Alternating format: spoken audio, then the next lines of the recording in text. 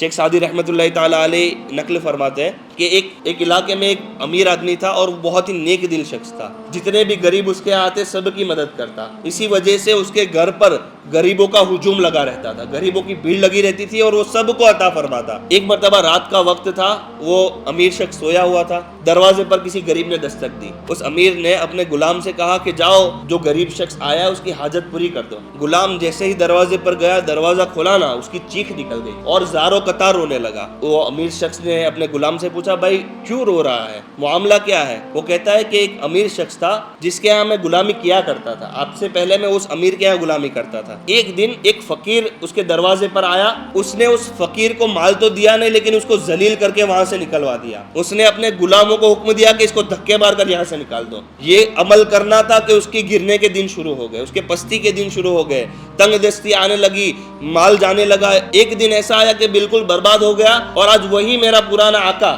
वही अमीर शख्स आज हमारे दरवाजे पर खड़ा है। वो जो अमीर शख्स था जिसके घर पर ये आया था, वो अमीर अपने गुलाम से कहता है, क्या मैं इससे बढ़कर ताज्जुब वाली बात तुझे ना बताऊं? गुलाम ने पूछा, या सैयदी क्या? वो अमीर शख्स कहता है कि जिस शख्स को इसने धक्के मारकर निकाला था ना, वो मैं ही था।